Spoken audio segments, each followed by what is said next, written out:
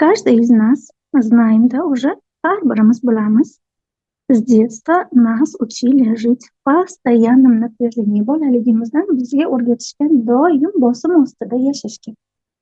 То есть помним, что мы постоянно были расслаблены, да, и sizda doim o'zimizni bo'sh qo'yib yashaganimiz в детстве.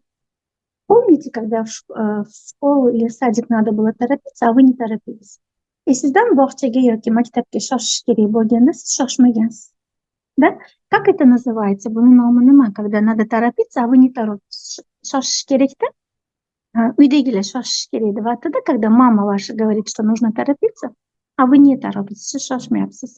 Как это называется? Это называется lentяй. Да? Bu yalqovlik yoki anqov вообще, beg'amlik. Вот на самом деле вот это состояние, оно было подлинное. Aslida u holat, u asl edi. Да? И вот так вот с каждым годом mana shundoq har yili от нас требуют давай, bo'l deb har yili talab qilib, мы начинаем привыкать жить в абсолютном напряжении. Butunlay bosim ostida yashashga o'rganib qolamiz. Что такое жизнь, да, в напряжении? Nima u hayot bosim ostida? Давайте мы о последствиях поговорим. Keling bosim ostidagi hayot natijasini gapirishamiz. Давайте будем считать. Keling hisoblaymiz. Первое.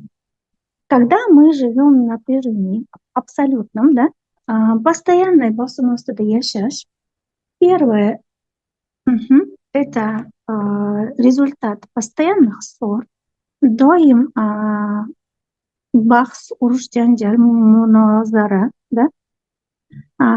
Это постоянные конфликты, доимый конфликт.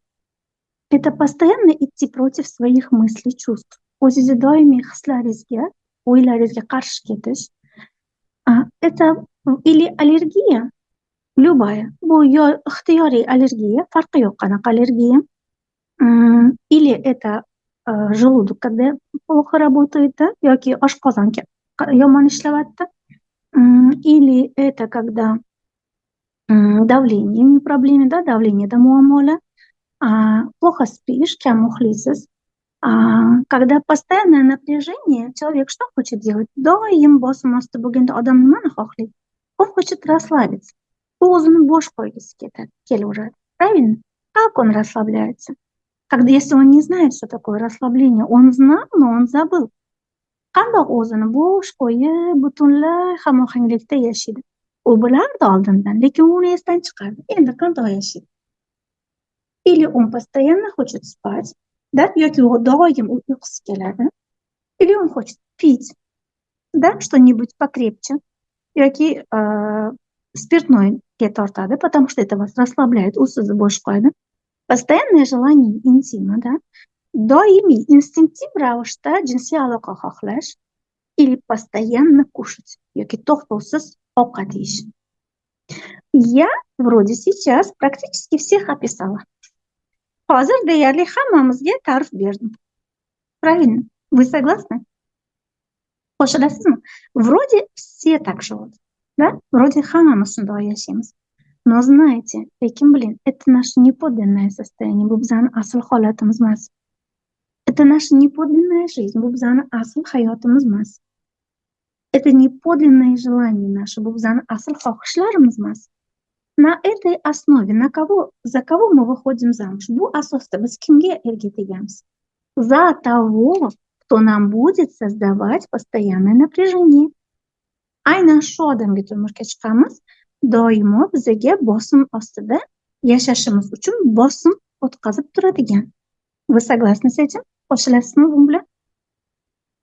Выходим, то есть воспитываем детей так, farzandlar, ish hammasini shundoq yaratamizki, да, так создаем все, чтобы везде было ситуации, где можно было бы напрягаться.